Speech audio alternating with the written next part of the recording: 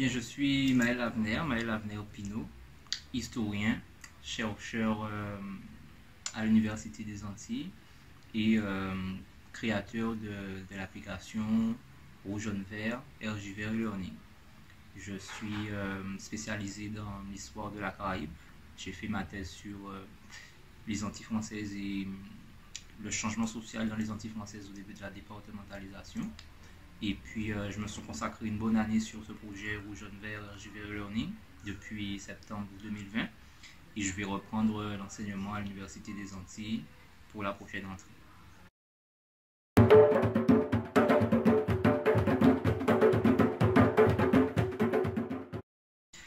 Pourquoi l'histoire? L'histoire, je pense, a m'interpellé depuis mon jeune âge. Je pense que avant même de me constituer en tant que personne, de comprendre certaines problématiques importantes, j'avais déjà ce qu'on appelle un peu dans le milieu la fibre historique, c'est-à-dire que j'aimais comprendre le fil des choses et les cours d'histoire qui sont associés à la géographie dans l'enseignement en France étaient pour moi des cours déjà très importants. Donc j'aimais apprendre l'histoire d'une manière générale parce que ça me permettait de comprendre le monde. Et j'avais ce petit côté curieux de comprendre le fil des choses, savoir assembler les choses, savoir les décortiquer et avoir une vision globale de ce qui m'entoure. Ensuite, en grandissant, notamment à partir du lycée, j'ai compris des problématiques qui devenaient essentielles, des problématiques liées au monde afro-américain. J'ai commencé à comprendre que j'avais une identité afro-caribéenne. J'ai envie de dire à ce moment-là, il y a d'autres grands frères qui ont eu un rôle important. Je pense à Brother Jimmy avec B-World Connection, qui a été une de mes émissions vraiment les plus appréciées de tout ce qui existe encore aujourd'hui. Et tu prends conscience effectivement de qui tu es dans ce monde, qui tu resteras, qui tu veux être, qui tu veux devenir. Et surtout que si tu dois faire des choses, si tu dois apporter des choses à ta société, il faut qu'elles soient pertinentes et il faut qu'elles puissent nous permettre d'avancer en fait. Donc à partir de 16 ans, j'ai commencé à voir l'histoire avec, je dirais, une plus grande portée. Et puis commencer à vouloir m'intéresser, je me suis intéressé un peu plus aux sciences humaines dans leur globalité, parce qu'elle me permettait vraiment de savoir où je voulais aller et ce que je voulais apporter à mon peuple, c'est-à-dire une capacité de réflexion comme d'autres pour fouiller des problématiques et aller plus loin. Je commençais à m'intéresser à la science politique, à la sociologie, aux sciences économiques, tout en m'intéressant à l'histoire. Et puis, j'ai un petit peu brassé tout ça quand je suis arrivé au niveau de la terminale et ça a vraiment défini ma vision du monde, ma vision des problèmes et ce à quoi il fallait répondre. Je remarquais qu'il y avait des choses qui n'allaient pas rond, dans les Antilles françaises notamment, mais que beaucoup de personnes s'en satisfaisaient en fait. Et je ne trouvais pas ça normal. Je ne trouvais pas ça normal de savoir qu'il y a autant de chômage dans des sociétés comme les nôtres et de ne pas se poser plus de questions sur ce qu'on fait et comment on peut changer les choses. Et puis il faut dire aussi, je suis issu d'une famille monoparentale. Avec ma maman aussi, on a dû habiter un certain moment dans les quartiers populaires et ça forge ton identité. C'est-à-dire que tu sais d'où tu viens, tu sais de quel milieu tu viens, tu sais jusqu'où tu veux aller, mais tu sais que le plus important pour toi, c'est de jamais perdre ton identité. Donc mon challenge dès cet âge-là et dès que j'ai voulu rentrer à l'université, c'était de pousser le niveau au plus haut, de devenir ce qu'on appelle avec beaucoup de chacun sa subjectivité, ce qu'on peut appeler un intellectuel, mais que je voyais à ma façon. C'est-à-dire quelqu'un qui sait d'où il vient, qui va garder ce contact avec le peuple et qui, s'il n'est pas capable de transmettre son savoir, mais en gros c'est comme s'il n'a rien fait. Et j'avais déjà cette idée d'apporter des choses et de ne pas être juste quelqu'un qui va écrire peut-être des bouquins que personne ne connaît ou qui aura une pensée que personne ne connaît, mais qui va s'en satisfaire parce que bon, quand il discute avec ses petits collègues, il peut parler du dernier petit livre qu'il a sorti alors que bon, personne ne le connaît. Donc, c'est tout ça qui m'a porté vers l'histoire.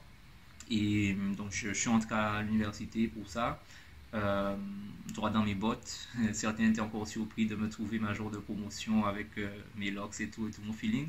Ceux qui me connaissaient au lycée étaient déjà habitués, j'ai envie de dire.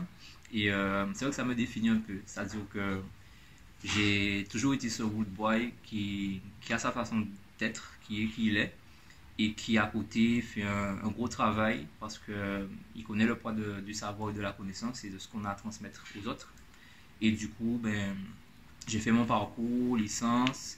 En licence, j'ai un peu souffert du fait que sur mon parcours en tout cas, je n'ai pas du tout pu toucher à l'histoire de la Caraïbe, alors que j'étais à l'époque sur le campus de Shell en Martinique. Et bon, j'ai pris mon mal en patience, ça fait partie des choses qu'il faut savoir dépasser quand on sait où on va. Et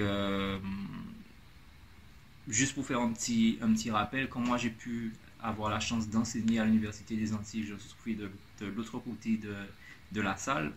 Euh, En enseignant justement des choses de l'histoire caribéenne, je me disais, s'ils savaient la chance qu'ils ont en licence comme ça, d'avoir des profs qui leur parlent déjà de tout ça, moi j'aurais aimé avoir tout ça, mais bon, c'est pas un souci en soi.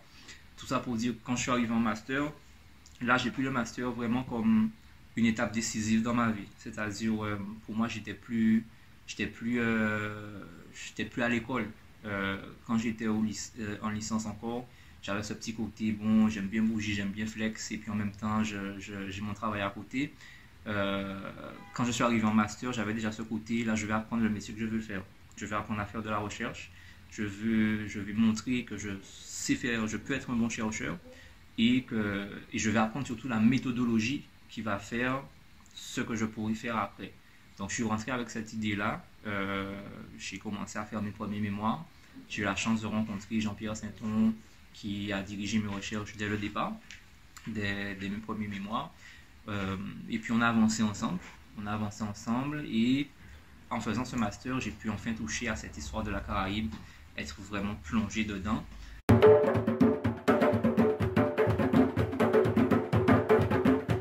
Comme beaucoup de personnes, je pense que j'ai été un peu influencé, comme beaucoup d'afro-descendants, par la pensée de Cheikh Anta Diop, que j'ai découvert en amont quand j'étais en licence. J'ai eu l'ambition, je dirais, de faire, de toucher un peu à l'égyptologie négro-africaine, d'avoir envie d'apporter ma patte, ma touche. Et puis ensuite, lorsque j'ai cherché à faire un master me spécialisant dans ce domaine-là, j'ai pas trouvé quelque chose qui allait dans ma pensée. J'ai trouvé, bon, c'était un peu normal, j'ai envie de dire. Il n'y a pas beaucoup d'écoles qui travaillent l'égyptologie comme ça. À ce moment-là de ma vie, je n'étais pas encore prêt à aller à Dakar, par exemple. Et du coup, je suis resté chez moi en sachant aussi que c'était soit j'allais au plus loin et je faisais l'égyptologie négro-africaine, soit j'allais au plus près et je faisais mon histoire caribéenne contemporaine pour comprendre les problématiques qui nous touchent encore.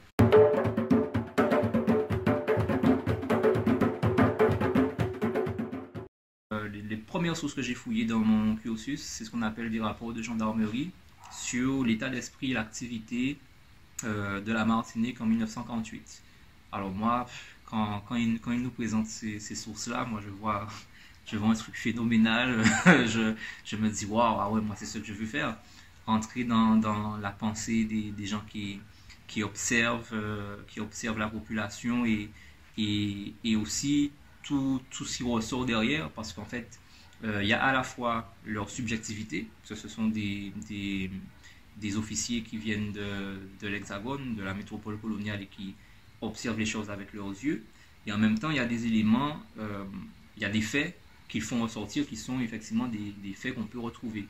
Et dans tout ce qui ressortait, il y avait ce qu'on appelle les récriminations de la population, et j'étais assez surpris de lire des choses qui étaient donc dans des rapports de 1948. C'est le charme de l'histoire, se retrouver dans des documents qui datent de plusieurs années. Et on était en 2009 quand j'ai commencé à fouiller tout ça, et on se retrouve en pleine crise aux Antilles avec le mouvement social, en pleine crise qui mettait en lumière tous les manquements de l'évolution depuis le changement de statut jusqu'à 2009, jusqu'au 21e siècle.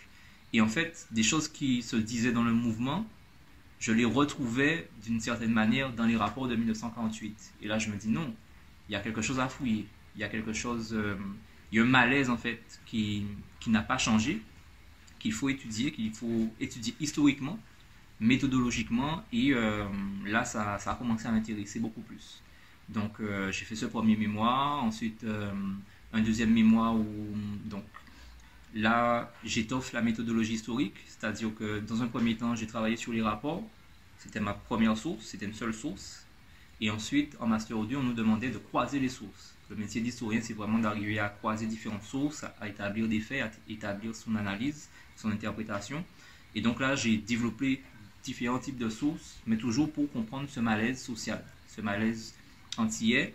Et donc, j'ai étudié la planification nationale qui se développe après la guerre et les idées des technocrates sur le développement économique et social dans nos territoires, étudier leurs pensées, comment ils voyaient les choses et surtout le décalage qui était très visible avec les attentes des élus et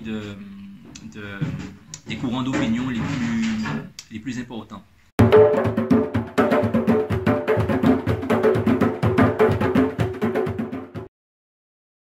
J'avais envie de faire quelque chose qui me permette d'aller loin dans la réflexion et de comprendre d'emblée en fait le problème du changement.